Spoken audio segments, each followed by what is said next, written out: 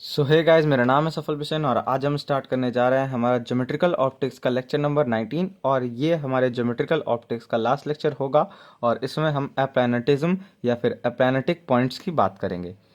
तो इससे पहले आपकी जो नोट्स हमने प्रोवाइड कराई है उसमें आपका एक छोटा सा कंपैरिजन होगा between Huygens eyepiece and Ramsden eyepiece. तो वो आपका उन दोनों में डिफरेंस आपका ऐसे लाइन खींच के इस साइड दोनों पॉइंट्स में लिखा हुआ है, वो बस आपको एक बार रीड करके समझ लेना है।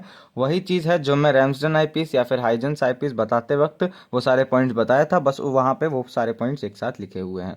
सो आई होप आपको वो समझ में आ जाएगा, वो बस आपको एक बार खुद से पढ़ लेना है।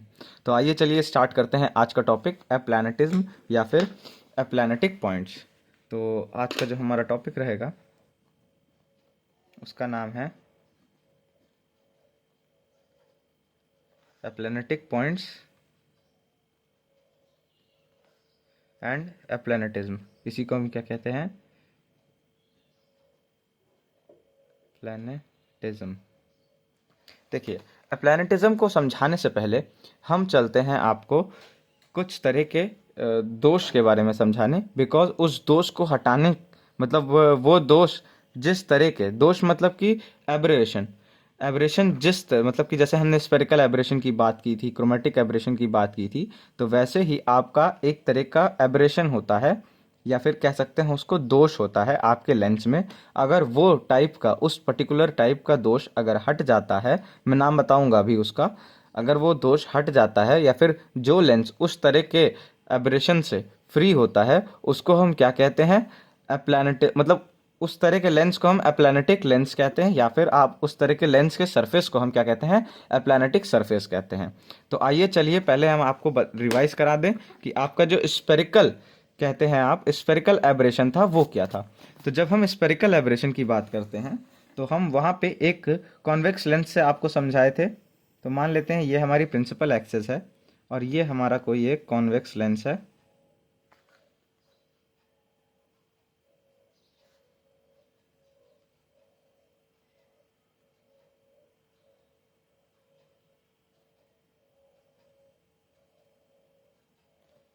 ये हमारा क्या है? एक कॉन्वेक्स लेंस है। और यहाँ पे हम ले लेते हैं एक पॉइंट ऑब्जेक्ट हमने लिया था ओ। ये क्या था? पॉइंट ऑब्जेक्ट था। अब अगर ये पॉइंट ऑब्जेक्ट है तो इसकी इमेज भी पॉइंट बननी चाहिए, है ना? अगर ये आपका पॉइंट ऑब्जेक्ट है तो इसकी इमेज कैसी बननी चाहिए? पॉइंट इमेज बननी चाहिए। बट यहाँ इस ऑब्जेक्ट से जो रेज निकलती हैं, कुछ रेज हमारी जो है जाएंगी मार्जिनल एरियाज पे लेंस के, और कुछ रेज हमारी जो है जाती हैं पैराक्सियल रीजन में।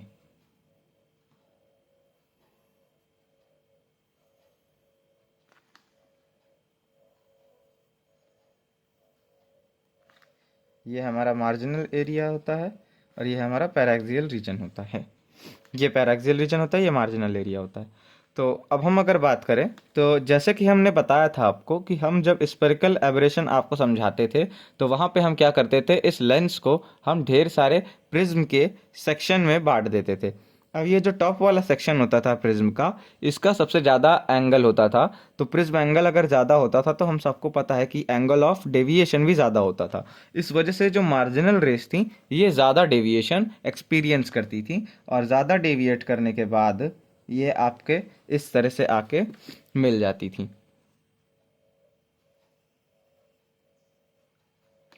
और जो आपकी पैराक्सियल रेस होती थी वो उतना खास डेविएशन नहीं एक्सपीरियंस करती थी, बिकॉज इनका जो प्रिज्म होता था इसका एंगल बहुत ही कम होता था। तो प्रिज्म एंगल कम होने की वजह से ये आपकी कहीं आगे जाके मीट हो रही होती थी, इस तरह से ये, और यहाँ से भी ये आपकी आगे इस पॉइंट पे जाके मीट हो रही होती थी। अब अगर आप ये मार्जिनल से आई हुई रेस को आगे बढ़ाते हैं तो ये कुछ ऐसे, ये यहाँ से कुछ इस तरह से आती हैं ये दोनों, और फिर ये हमारा इस तरह से इस पॉइंट ऑब्जेक्ट की जो इमेज बनती थी वो एक स्पॉट की तरह यहाँ पे बनती थी। और इसको हम क्या कहते थे? इसको हम कहते थे स्पेरिकल एब्रेशन।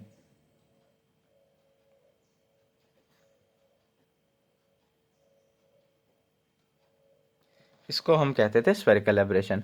अब हम बात करते हैं कि कौन सा नया तरीका जो है हमारा एब्रेशन आया है या दोष आया है हमारे लेंस में, जिसको हम हटा दें तो हमारा जो लेंस है वो एप्लैनेटिक लेंस हो जाए। तो चलिए आइए देखते हैं, और इस दोष का नाम है, वो हमारा नाम है कोमा। तो आइए यहाँ पे हम इस बार भी इस कोमा को डिफाइन करने के लिए, कोमा एक्चुअल में हो रहा होता है स्फेरिकल एब्रेशन की ही वजह से। तो इस कोमा को डिफाइन करने के लिए हम क्या करते हैं, हम फिर से एक ले लेते हैं कॉन्वेक्स लेंस। मान लीजिए ये आपकी प्रिंसिपल एक्सेस है, और इस प्रिंसिपल एक्सेस पे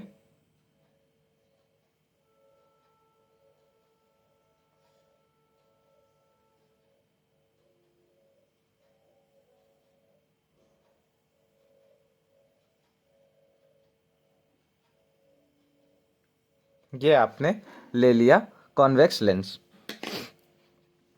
अब आपका पॉइंट आप एक्सेस पे ना लेके आप यहां कहीं अपना पॉइंट कंसीडर करते हो। ये आपका क्या है, पॉइंट ऑब्जेक्ट है ओ। अब देखिए, अब यहां से इस पॉइंट ऑब्जेक्ट ओ से कई तरह की रेज निकलेंगी। सबसे पहला, कई डायरेक्शंस में, मींस हर डायरेक्शन में रेज निकल रही होगी, बट हमें 3 डायरेक्शन में पर्टिकुलरली कंसीडर कर लेनी है। पहला, एक जो हमारे प्रिंसिपल एक्सेस के पैरेलल हो इस तरह से, और फिर वो हमारे इस लेंस से रिफ्लेक्ट होकर कहीं इस तरीके से जाएगी,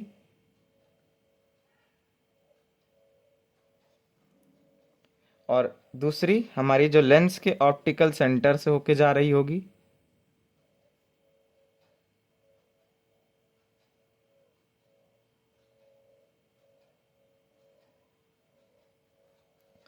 और तीसरी जो हमारे लेंस को इस तरह से टच करेगी यहाँ पे, और फिर ये हमारे एक्सेस के पैरेलल हो जाएगी।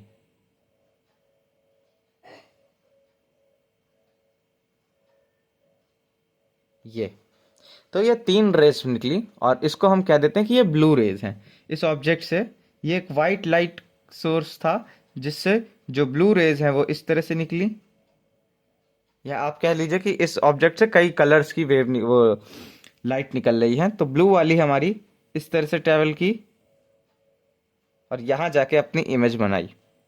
अब फिर हम ले लेते हैं रेड लाइट। तो मान लेते हैं कि हमारी रेड लाइट जो है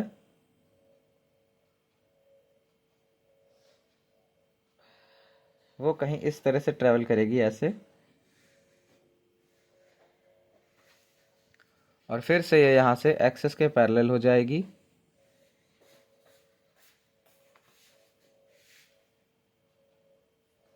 और यहाँ से भी आपकी एक रेड लाइट आएगी,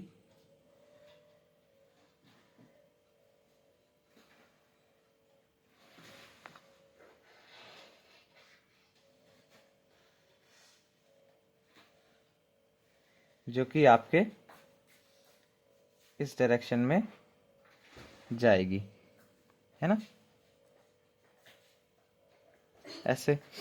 और फिर हम कंसीडर कर लेते हैं यहीं पे एक ब्लैक लाइट। तो मान लेते हैं कि ये ब्लैक लाइट हमारी कुछ इस तरह से आई,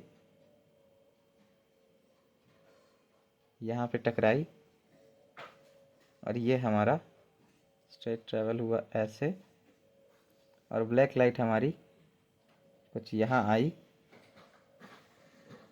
और फिर यहाँ से ये कुछ इस तरह से हल्की सी बेंड हुई, ज़्यादा नहीं, देखिए थोड़ी सी डेविएट हुई और यहाँ तक आ गई। तो इस तरह से हमारी जो है डिफरेंट कलर की लाइट जो है अलग अलग तरह से आ रही हैं। ये मैंने पेन का यूज़ किया है, इसीलिए मैं इसको ब्लू, रेड और ब्लैक कह रहा हूँ। वैसे तो ये सेम रेज ही रहती हैं, सेम कलर की।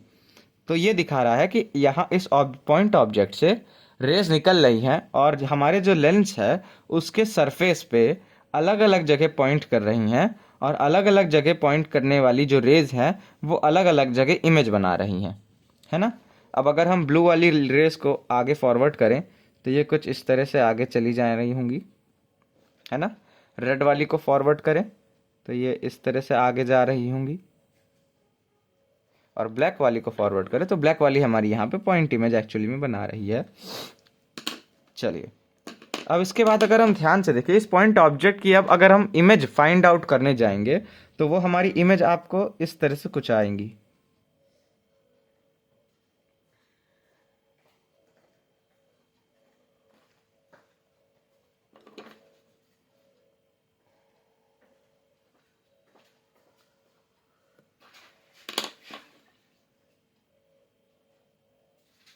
ये देखिए, और ये जो आपकी इमेज आई है इसका शेप किस तरह से होता है, ये देखिए ये एक कॉमेट शेप है।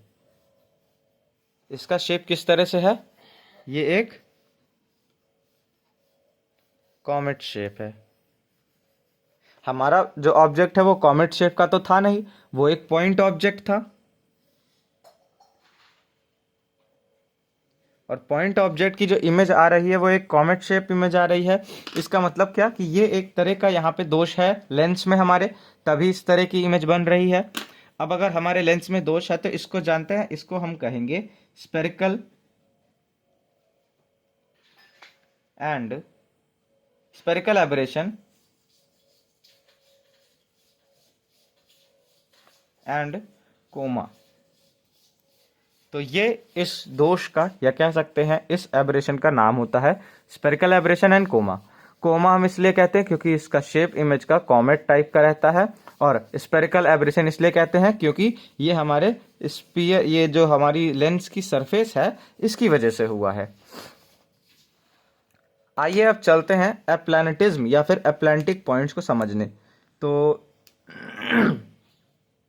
जब हम बात करते हैं एप्लैनेटिज्म या फिर एप्लैंटिक पॉइंट्स की, तो उसमें हम लिखेंगे कि जो भी सरफेस हमारे इस तरह के कह सकते हैं स्फेरिकल एब्रेशन और कोमा से फ्री होगा, जो भी सरफेस हमारा इस तरह का स्फेरिकल एब्रेशन और कोमा नहीं शो करेगा, उन सरफेस को हम क्या कहेंगे, एप्लैंटिक सरफेस कहेंगे।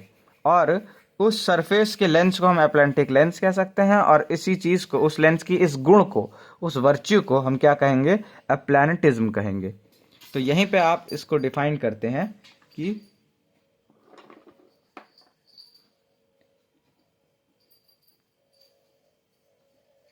एप्लैंटिक सरफेस, अगर आप यहाँ पे हेडिंग डालते हैं तो ये आपका किस तरह से आता है। सबसे पहला, सरफेस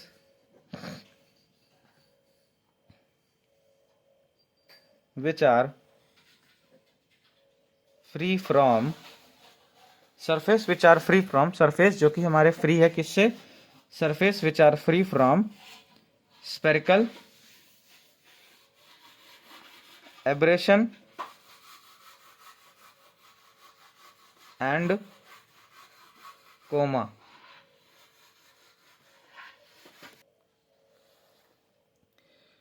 तो यहाँ पे हमारा एप्लैनेटिक सरफेस का कंसेप्ट जो है क्लियर हो जाता है कि ऐसी सरफेसेस जो कि हमारी स्पेरिकल एब्रेशन और कोमा से फ्री होती हैं उनको हम क्या कहते हैं, एप्लैंटिक सरफेस कहते हैं। अब यहीं पे हम बात करते हैं एप्लैंटिक सरफेस के बाद एप्लैंटिक पॉइंट्स की। जब हम बात करते हैं, ये जो हमने यहाँ पे एप्लैनेटिज्म से जिसको डिनोट किया है, तो वो हमारा एप्लैंटिक पॉइंट्स क्या होते हैं।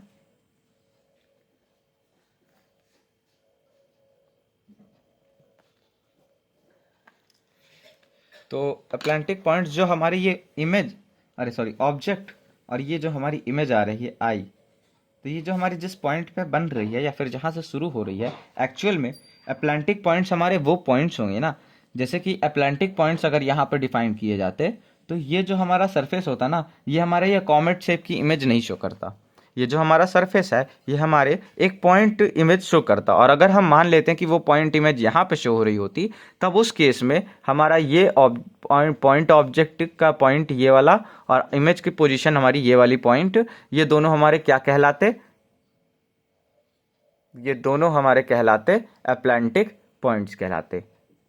ठीक, तो एप्लैंटिक पॉइंट्स हमारे तभी एग्जिस्ट करेंगे जब हमारी जो सरफेस है वो हमारा स्पेरिकल एब्रेशन एंड कोमा ना दिखाए, और तब उस केस में पॉइंट ऑब्जेक्ट की इमेज, पॉइंट ऑब्जेक्ट की जो इमेज होगी वो पॉइंट इमेज की टाइप बनेगी, और उस दोनों पॉइंट्स को हम क्या कहेंगे, एप्लैंटिक पॉइंट्स कहेंगे। तो यहाँ पे लिखेंगे these conjugate points, conjugate points, this conjugate points of, किसके conjugate points, these conjugate points of object and image,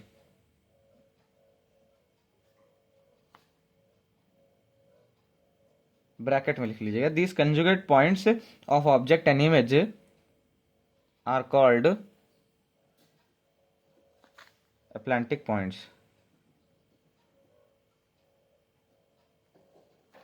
Atlantic points. तो अब बात करते हैं कि ऐसी कौन सी सरफेस है जो हमारे इस तरह का दोष ना शो करे, है ना, इस तरह का जो उसका डिफेक्ट आ रहा है वो ना आए।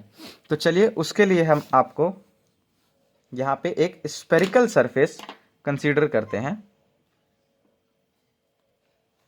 तो हमारी मान लेते हैं कि हमारा जो स्फेरिकल सरफेस है वो कुछ इस प्रकार है।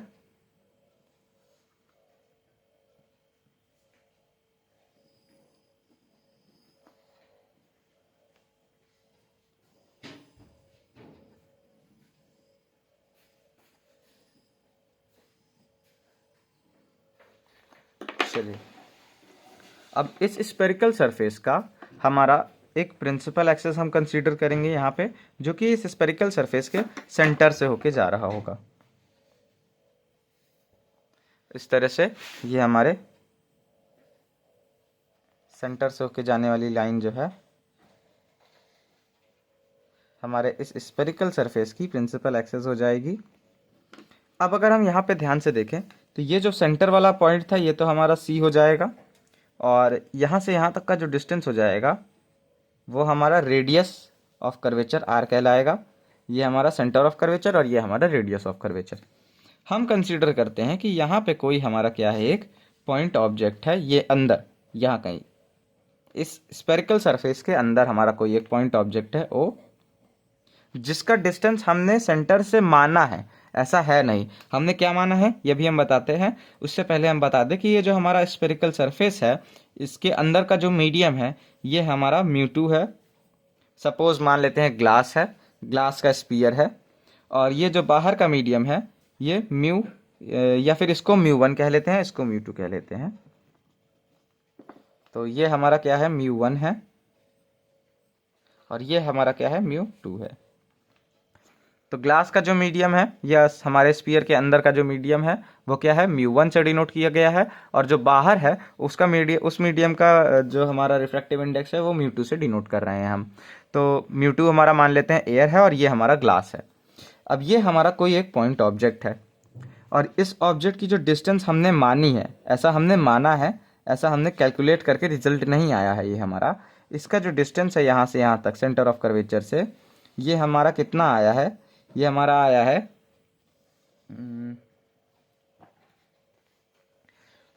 म्यू2 अपॉन म्यू1 इंटू आर। ठीक, म्यू2 अपॉन म्यू1 इंटू आर टाइम्स हमने ये डिस्टेंस माना है ऑब्जेक्ट का from the centre of curvature. अब अगर हम यहाँ पे बात करें तो इस ऑब्जेक्ट से हमारी एक रे जाएगी, इस तरह से निकलेगी, रेस तो निकल ही रही होंगी इस ऑब्जेक्ट से, तभी ये ऑब्जेक्ट हमारा विजिबल है। तो रेज इस तरह से निकल रही होंगी। अगर हम यहाँ से ध्यान दें तो ये जो हमारा पॉइंट है सरफेस के कांटेक्ट का पॉइंट, देखिए जब हम यहाँ की बात कर रहे थे तो इस ऑब्जेक्ट से जो रेज निकल रही थी वो हमारे अलग अलग पॉइंट्स पे टकरा रही थी हमारे सरफेस के, है ना। ये जो हमारी लेंस की सरफेस है, ये जो आती हुई हमारी इंसिडेंट रेज हैं इस ऑब्जेक्ट से, ये हमारे इस लेंस के सरफेस पे अलग अलग जगह टकरा रही थी, और इसी वजह से इनकी अलग अलग जगह देखिए इमेज बन रही थी। ब्लू वाली इमेज यहाँ बन रही थी, रेड वाली यहाँ बन रही थी, और ब्लैक वाली यहाँ बन रही थी, जिसकी वजह से हमें कुछ इस तरह की एक कॉमन इमेज दिखाई दे रही थी। ब्लू स्पॉट यहाँ पे दिख रहे थे, और रेड स्पॉट थोड़े छोटे और डार्क दिख रहे थे, और ब्लैक स्पॉट एकदम डार्क दिख रहे थे, लेकिन एक कोई पॉइंट इमेज नहीं मिल रही थी। तो ये हमारा, हम यहाँ पे क्या कह सकते हैं कि स्पेरिकल एबरेशन और कोमा में जो हमारी इमेज थी या इमेज की पोजीशन है वो किस पे डिपेंड कर रही है कि जो ऑब्जेक्ट से निकलने वाली रेज हैं वो हमारे स्पेरिकल सरफेस पे या फिर हमारे लेंस के सरफेस पे कहाँ पे टकरा रही हैं, वो उस पर डिपेंड करती है। हमारी इमेज की पोजीशन, बार बार मैं बोल रहा हूँ, ध्यान से सुनिए इस बात को, हमारी इमेज की पोजीशन हमारे ऑब्जेक्ट से निकलने वाली रेज कहाँ पे हमारे लेंस के सरफेस पे कांटेक्ट में आई हैं उस पर डिपेंड करती है इमेज की पोजीशन, ठीक। तभी हमारा स्फेरिकल एब्रेशन और कोमा हमारा यहाँ पे ऑब्जर्व होता है हमको। यहाँ पे हम क्या ले रहे हैं, ऑब्जेक्ट से जो हमारे लेंस है, इस सर्कल को हम क्या मान के चल रहे हैं, लेंस मान के चल रहे हैं। इस वजह से हम क्या कह रहे हैं कि ये हमारा पॉइंट है और ये कोई एक आर्बिट्रेरी पॉइंट ले लेते हैं ए, है ना, इसको हम दे देते हैं नाम ए। अब ये ए पॉइंट पे हमारी रे टकरा रही है। अब आर्बिट्रेरी पॉइंट है तो ये हमारा कोई भी पॉइंट हो सकता है, क्योंकि हम यहाँ पे कोई भी एक पर्टिकुलर वैल्यू नहीं ले रहे हैं, ए हम ले रहे हैं। और ए के लिए जो भी रिजल्ट आएगा वो हमारे इस पूरे लेंस के, ये एक्चुअल में एक स्फीयरिकल लेंस है, तो इस लेंस के हमारे किसी भी पॉइंट के लिए वो रिजल्ट हमारा सेटिस्फाई करेगा और ट्रू होगा। तो अब देखिए ध्यान से, यहाँ से ये रे हमारी इंसिडेंट रे निकली और ये हमारे इस पॉइंट पे आके टकराई। अब अगर हम ध्यान से देखें तो हमने आपको बताया था कि आपकी इस सरफेस के अगर हम एक नॉर्मल खींचेंगे, इस पॉइंट पे नॉर्मल खींचें इस सरफेस के, तो वो हमारे सेंटर से होके पास करेगी, ठीक।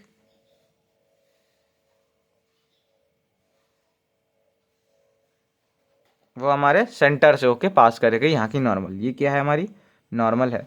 और यहाँ पे हमने ये एयर की तरह माना था और इसको कोई डेंस मीडियम ग्लास टाइप माना था, तो हम यहाँ पे साफ साफ कह सकते हैं कि जो हमारा म्यू1 है वो हमारा ग्रेटर देन म्यू2 है ना। म्यू1 हमारा म्यू2 से बड़ा है, तो म्यू2 से बड़ा है यानी कि ऑब्जेक्ट डेंसर टू रेयरर जा रहा है, और डेंसर टू रेयरर जाने में ये डिफ्रैक्शन यहाँ पे शो करेगा, रिफ्रैक्शन शो करेगा, और रिफ्रैक्ट होने के बाद ये अवे फ्रॉम द नॉर्मल ये रे हमारी जाएगी, ठीक है। अब अगर हम यहाँ पे ध्यान से देखें तो ये जो एंगल होगा इसको हम क्या कहेंगे, एंगल ऑफ इंसिडेंट आई, और ये जो एंगल होगा इसको हम कहेंगे angle of refraction r, small r से हम इसको डिनोट कर देते हैं। अब ध्यान से देखिए, यहीं से हम एक रे आगे बढ़ाते हैं ऐसे, ऑब्जेक्ट से हर डायरेक्शन में रे निकल रही होगी, एक रे हमने ये कंसीडर की, एक रे हमने ये कंसीडर की। अब ये रे आगे आ रही है यहाँ से, और अब देखिए अब यहाँ से ये तो आ रही है और यही हमारी नॉर्मल है इस स्फीरिकल सरफेस के इस पॉइंट पे, तो ये यहाँ से सीधे ट्रैवल करती चली जाएगी, कोई भी तरह का डिफ्लेक्शन नहीं शो करेगी। और अगर सीधे ट्रैवल करती चली गई तो अगर यहाँ कहीं हमारी आई है और यहाँ से अगर हम इस ऑब्जेक्ट को देख रहे हैं तो इस ऑब्जेक्ट की एक्चुअल में तो ये तो अंदर है, तो रिफ्रैक्शन होने के बाद इसकी इमेज हमको दिख रही होगी, और अगर इसकी हमें इमेज दिख रही है तो इस आई से क्या लगेगा कि ये और ये रे को अगर हम पीछे बढ़ाएं तो जिस पॉइंट से निकल रही है वही पॉइंट हमारा क्या है, हमारे ऑब्जेक्ट की इमेज है, या फिर वही हमारा लगेगा कि पॉइंट हमारा वहीं पे है ऑब्जेक्ट।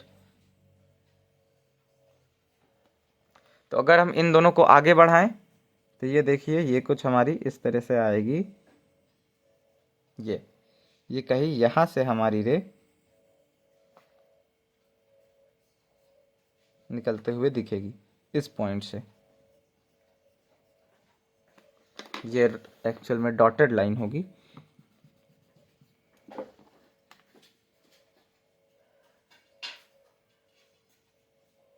ठीक। तो ये हमारा यहाँ से निकलते हुए दिखेगी, ये म्यू1 है, ये म्यू2 है, और ये जो हमारा पॉइंट है इसको हम क्या कहते हैं, ये हमारी इमेज बन रही है। अब देखिए, अब हमको यहाँ पे क्या दिख रहा था कि जो हमारी इमेज की पोजीशन है ना, यहाँ पे बन रही है कि यहाँ पे बन रही है कि यहाँ पे बन रही है, वो किस पे डिपेंड कर रही थी कि जो हमारे ऑब्जेक्ट से निकलने वाली रेज हैं वो हमारे लेंस के सरफेस के पे कहाँ पे टच कर रही हैं। तो इसी तरह से हम इस इमेज की पोजीशन फाइंड आउट करने की कोशिश करते हैं, जो कि हमारी सेंटर ऑफ कर्वेचर से हम फाइंड आउट करेंगे, यानी कि यहाँ से लेके यहाँ तक का पूरा डिस्टेंस हम फाइंड आउट करेंगे। तो उसके लिए हम देखें, मान लेते हैं हम ये एंगल कितना है, अल्फा है, और ये एंगल हम मान लेते हैं कि हमारा बीटा है। अल्फा और बीटा हमने एंगल माना, इसको हमने पॉइंट ए कहा है, इसको हमने आई कहा है, ओ और सी हमारा ये रिस्पेक्टिव पॉइंट है। अब हम चलते हैं कुछ कैलकुलेशन की तरफ। हमारा मेन एम क्या है कि हम फाइंड आउट करें कि सेंटर ऑफ कर्वेचर से इस आई यानी इमेज जो बन रही है इसकी पोजीशन क्या है, और फिर हम देखेंगे कि वो जो पोजीशन है क्या वो हमारे इस ए पॉइंट पे कांटेक्ट मतलब ए पॉइंट पे डिपेंड कर रही है, पॉइंट ऑफ कांटेक्ट पे डिपेंड कर रही है कि नहीं, कि ऑब्जेक्ट से निकलने वाली रेज हमारी जहाँ पे हमारे लेंस पे कांटेक्ट कर रही होंगी उस पर डिपेंड कर रही है कि नहीं। अगर और हम ये कैसे पता लगाएंगे कि ए पे डिपेंड कर रही है कि नहीं, पॉइंट ए पे जो टकरा रही है इस पोजीशन पे, अगर हमारा अल्फ़ा पे डिपेंड कर रही होगी हमारी ये आई इमेज की पोजीशन, तो हमारा हम कह सकते हैं कि हाँ भैया, फिर हमारा जो है ये इमेज जो होगी ये हमारे इस मतलब कि जहाँ से हमारे ऑब्जेक्ट से रेज निकल रही हैं और जिस पॉइंट पे टकरा रही हैं हमारे इस सर्कल पे, या कह सकते हैं हमारे इस स्फेरिकल रिफ्रैक्टिंग सरफेस पे, तो उस पॉइंट पे डिपेंड कर रही होगी कि हमारी इमेज की पोजीशन क्या होगी।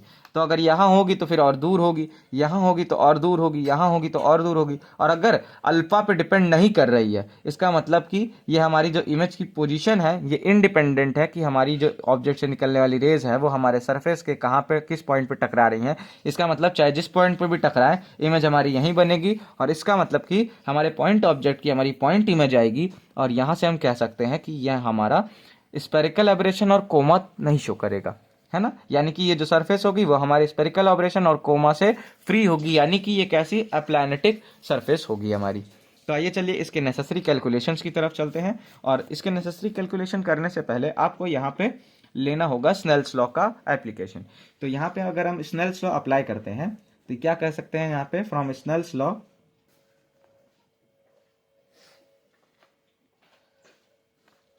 वी हैव, हमारे पास क्या है स्नेल्स लॉ से, यहाँ पे हमारा हो रहा है ना रिफ्रैक्शन, और स्नेल्स लॉ हमारा रिफ्रैक्शन पे ही लगता है। तो आपको स्नेल्स लॉ अगर कुछ लोगों को भूल जाता है तो मैं याद करने की एक ट्रिक बता देता हूँ। हमने बचपन में क्या पढ़ा थी, ये हम रफ बना रहे हैं। हमने बचपन में क्या पढ़ा था कि मान लेते हैं इस तरह का कोई अगर एक मीडियम है ना, ये हमारा मान लेते हैं ग्लास है और ये हमारा मान लेते हैं एयर है। इसका रिफ्रैक्टिव इंडेक्स हमने क्या माना, एयर का हमने मान लिया μ2 और इसका मान लिया हमने μ1। ये हमारा ग्लास है, ये हमारा एयर है। और अगर हमारी कोई रे यहाँ से जा रही है डेंसर टू रेयर जा रही है तो ये अलग हो जाएगी इस तरह से, और ये हमारी नॉर्मल रहेगी, है ना। हमने यही पढ़ा था। तो हमारा जो स्नेल्स लॉ था वो हम उसको याद करते थे। मैं उसको इस तरह से याद करता था कि मान लीजिए अगर ये हमारा एंगल ऑफ इंसिडेंट है और ये हमारा एंगल ऑफ रिफ्रैक्शन है, तो sine of angle of incident into μ1, यानी जिस साइड है हमारा इंसिडेंट एंगल का उसी तरफ का हम क्या लेंगे, रिफ्रैक्टिव इंडेक्स लेंगे और उससे मल्टीप्लाई कर देंगे, is equal to opposite side का μ2 लेंगे, मतलब रिफ्रैक्टिव इंडेक्स लेंगे, और उसी साइड का फिर मतलब एंगल लेंगे। कौन सा एंगल ऑफ रिफ्रैक्शन है, तो साइन आर लेंगे। और ये हमारे यही होता है स्नेल्स लॉ। इसको हम किस तरह से लिख सकते हैं, sine I upon sine r is equal to μ2 upon μ1। ठीक, तो ये हमारा याद करने का एक तरीका था, क्योंकि हम कई बार कंफ्यूज हो जाते थे इसको याद करने में कि हमारा μ2 ऊपर आएगा μ1 नीचे आएगा, कि μ1 ऊपर है और म्यू2 नीचे आएगा। इसलिए मैं कंफ्यूज जाता था, इसलिए मैं इस तरह से याद किया था। तो यहीं पे हम स्नेल्स लॉ लगाएंगे। और अगर हम यहाँ पे देखें तो साइन आई के साथ कौन सा रिफ्रैक्टिव इंडेक्स मल्टीप्लाई होगा, μ1, क्योंकि μ1 ही हमारे साइन आई वाले मीडियम में है। तो साइन आई के साथ हमारा मल्टीप्लाई हो रहा है μ1 और μ2 हमारा हो रहा है साइन आर की तरफ। तो यहां से हम क्या लिख सकते हैं कि sine I upon sine r will be equal to μ2 upon μ1। तो ये हमारा पहली इक्वेशन आ गई from Snell's law. Snell's law से हमारी पहली इक्वेशन आ गई। अब अगर हम कंसीडर करते हैं ट्रायंगल ए आई और ट्रायंगल सी, अगर हम ए आई सी ट्रायंगल कंसीडर करते हैं, या आप सीधे ट्रायंगल ए ओ सी अभी कंसीडर कीजिए, तो फ्रॉम ट्रायंगल ए ओ सी, तो ट्रायंगल ए ओ सी जब आप कंसीडर करते हैं तो आपका क्या आता है कि ये जो आपका देखिए साइन रूल यहां पे लगेगा, साइन रूल। तो साइन रूल हमारा क्या कहता है, साइन रूल हमारा कहता है कि जो हमारा रेशियो होता है किसका, साइन, इस ये जो हमारे मान लीजिए ये ट्रायंगल है अगर, तो इस एंगल के साइन का और ये इस एंगल के साइन का और इस एंगल के साइन का, मतलब कोई भी दो एंगल ले ले, चाहे ये वाला एंगल भी ले सकते थे बट हमें ये और यही नोन है तो हम इन्हीं दोनों का लेते हैं। तो कोई भी दो एंगल के साइन का अगर हम रेशियो लेंगे तो वो उन एंगल की सामने वाली साइड के रेशियो के बराबर होता है। जैसे साइन आई अपॉन साइन अल्फा, यहाँ पे हम लिए साइन आई और साइन अल्फा, तो ये किसके बराबर होगा? इसका रेशियो ये हमारे बराबर होगा इन दोनों के सामने वाली साइड के रेशियो के, यानी कि साइन आई बराबर साइन अल्फा है, साइन आई अपॉन साइन अल्फा है, तो साइन आई की सामने वाली साइड ओ सी, यानी मतलब सी ओ, तो सी ओ अपॉन में साइन अल्फा के सामने वाली साइड ए सी, तो ए सी यानी कि सी ए कर लेते हैं। सेंटर से ही, सेंटर ऑफ कर्वेचर से ही सारा डिस्टेंस नापा जाएगा। तो वैसे अभी यहाँ कोई हम साइन वाइन का यूज नहीं कर रहे हैं, सिंपल नोटेशन के साथ लिख दिए सी ओ और सी ए। तो ये हमारी इक्वेशन नंबर यहाँ से 2 आ गई। और अब अगर हम ध्यान से देखें तो सी ओ कितना है, सी ओ हमने पहले ही कंसीडर लेके चले थे कि ऑब्जेक्ट का डिस्टेंस, और वो कितना लिया था, mu two upon mu one, mu two upon mu one into r लिया था, into r divided by C A. C A कितना है, ये देखिए हमारे रेडियस ऑफ कर्वेचर के बराबर है, तो आर, तो आर से तो आर कैंसिल आउट हो जाएगा, ये हमारा कितना आएगा, mu two upon mu one. इसको हम क्या कह देते हैं, नेक्स्ट पेज पे चलते हैं। तब तक के लिए आप लोग ये पेज आराम से नोट कर लीजिए।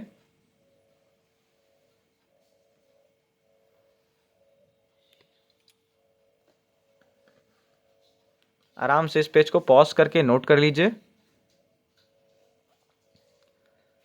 चले आगे, चलिए। सो आई होप आपने इसको नोट कर लिया होगा। और अब हम चलते हैं हमारे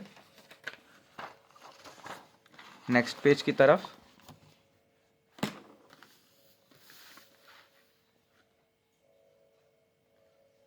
तो देखिए हमने अभी अभी क्या निकाला, यहाँ पे हमने यहाँ पे किया था कि हमारा sine I upon sine alpha is equals to mu two upon mu one आया। हमारा क्या आया था, sine I upon sine alpha is equal to mu two upon mu one. इसको हम क्या देते हैं इक्वेशन नंबर, कौन सी इक्वेशन, इक्वेशन नंबर 2। अब from equation 1 and equation number 2, equation 1 और इक्वेशन 2 से हमको क्या मिलता है कि हमारा जो साइन आई अपॉन साइन आर आया था वो हमारा किसके बराबर आ रहा है, साइन आई अपॉन साइन अल्फा के।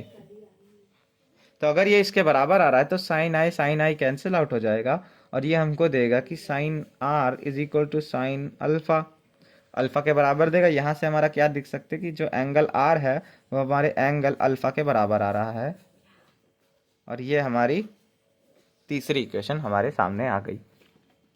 एंगल आर जो हमारा फिगर में था, फिगर आप ध्यान से देखिए, यहाँ पे अगर हम फिगर देखें तो जो हमारा एंगल आर है वो हमारे एंगल अल्फा के बराबर आ रहा है।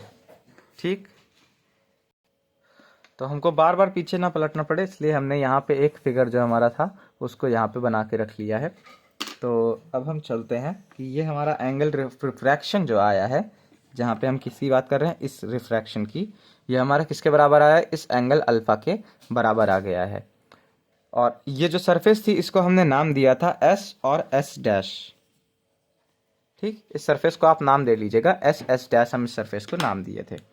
तो ये हमारा यहाँ पे एंगल बराबर आ गया पहला। तो अब हम बात करते हैं ट्रायंगल ए आई और ट्रायंगल ओ की। अगर हम ए आई ओ ट्रायंगल की बात करें तो यहीं पे हम लिखेंगे इन triangle A I O. A I O triangle में हमको क्या मिलता है कि अगर हम ध्यान से देखें तो ये जो अल्फा है ये एक्सटीरियर एंगल है इन दोनों एंगल्स का, है ना। और साफ सी बात है, हमने ये हमारा जो ये वाला एंगल होगा ये कितना होगा, ये एंगल आई था और ये पूरा एंगल आर था, तो दिस मीन्स कि ये पूरा एंगल हमारा आर होता, तो ये वाला एंगल हमारा आर माइनस आई होगा। तो ये चीज़ आपको यहाँ पे हमने क्लियर कर दी। अब एंगल ट्रायंगल ए आई ओ में हमारा जो इंटीरियर एंगल होंगे वो हमारे इक्वल होंगे इस एक्सटीरियर एंगल अल्फा के। So in triangle A I O alpha is the exterior angle,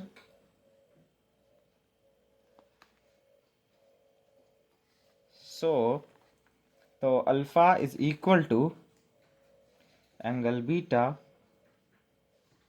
plus angle r minus I. अब इक्वेशन नंबर 3 से हम क्या करते हैं कि जो हमारा अल्फा एंगल है वो आर के बराबर है, तो हम उसको रख देते हैं, बिकॉज अल्फा एंगल यहाँ इक्वेशन 3 में आर के बराबर है। तो from equation number 3 angle r is equal to angle alpha, so we have angle r is equal to angle beta plus angle r minus angle i. So angle r से angle r cancel out हो जाएगा और angle B हमारा किसके बराबर निकल के आएगा, एंगल आई के।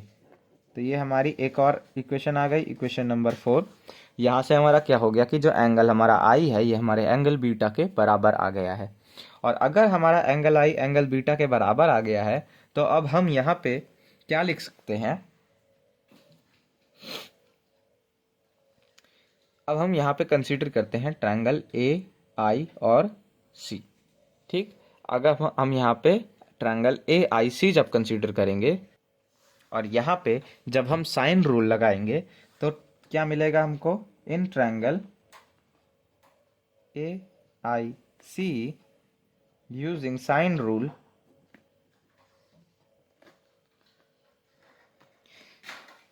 साइन के रेशियो, जो हमारे एंगल्स के साइन के रेशियो हमारे किसके बराबर होते हैं, हमारे उनकी सामने वाली साइड्स के रेशियो के बराबर होते हैं। यही हमारा साइन रूल कहता है।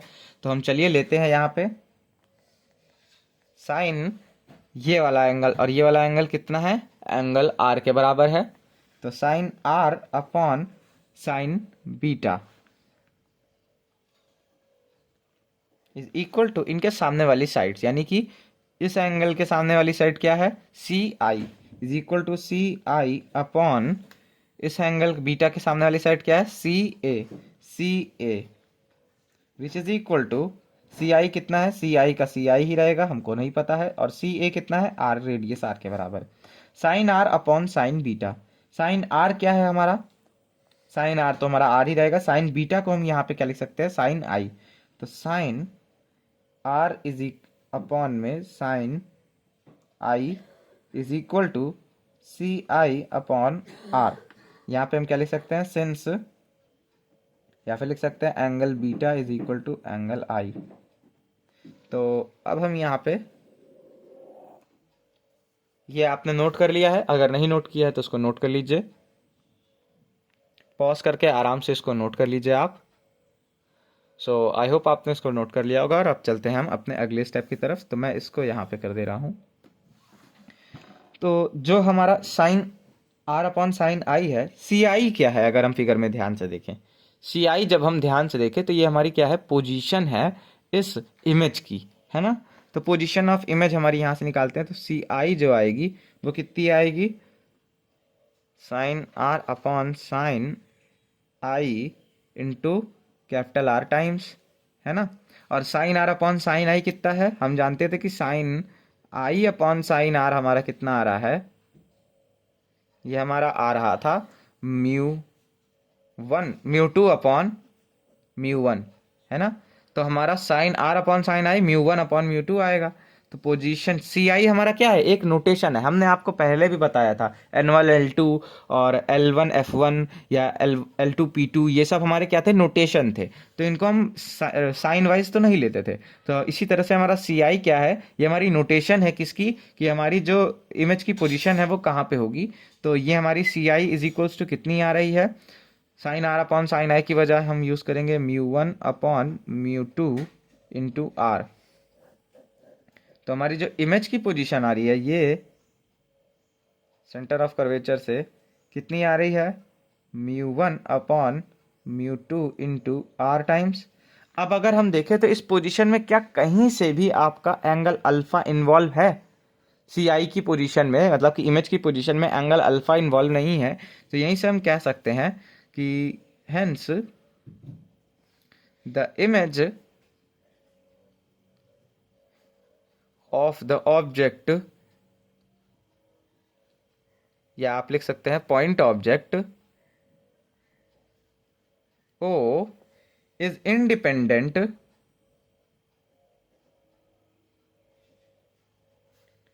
of the position of point A,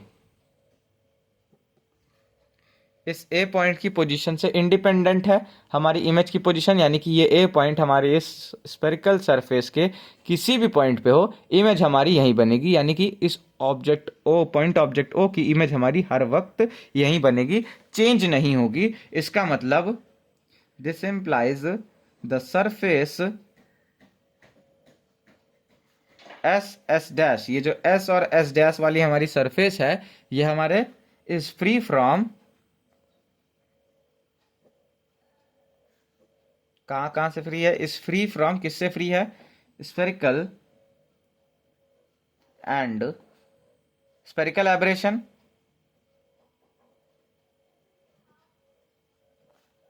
and coma, ये हमारे स्फेरिकल एब्रेशन और कोमा से फ्री है।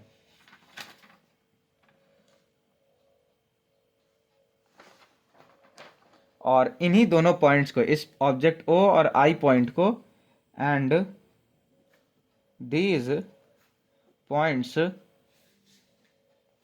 ओ and I are called aplanatic points and surface S dash is called aplanatic surface. So I hope आपको यहाँ पे अब समझ में आया होगा कि क्या मतलब होता है जो है एप्लेनेटिक पॉइंट्स या फिर एप्लेनेटिक सरफेस का, और इस सरफेस के इस गुण को, ये जो अच्छाई है इसकी कि ये हमारी एक पॉइंट ऑब्जेक्ट की पॉइंट इमेज ही दे रहा है, इस अच्छाई या फिर इस गुण या फिर इस वर्च्यू को हम क्या कहते हैं, एप्लेनेटिज्म। ठीक, and this is called aplanatism. So I hope आपको हमारे ज्योमेट्रिकल ऑप्टिक्स का ये लास्ट लेक्चर समझ में आया होगा। यहीं पे हमारी ज्योमेट्रिकल ऑप्टिक्स ख़त्म हो जाती है, और अब हम इसके बाद स्टार्ट करेंगे आपकी ऑप्टिक्स का नेक्स्ट पार्ट, जो कि आपका शायद, एक मिनट बस मुझे रुक जाइए, हाँ, जो कि आपका फिजिकल ऑप्टिक्स कहलाया जाता है। सो अगर आपको ये नोट करना है तो मैं इसको यहाँ पे कर दे रहा हूँ। वैसे फिगर आपने बना ही लिया होगा, बट अगर फिर भी आपने नहीं बनाया है तो मैं इसको थोड़ा सा एडजस्ट कर ले रहा हूँ, और आप इसको पॉज करके आराम से नोट कर लीजिए।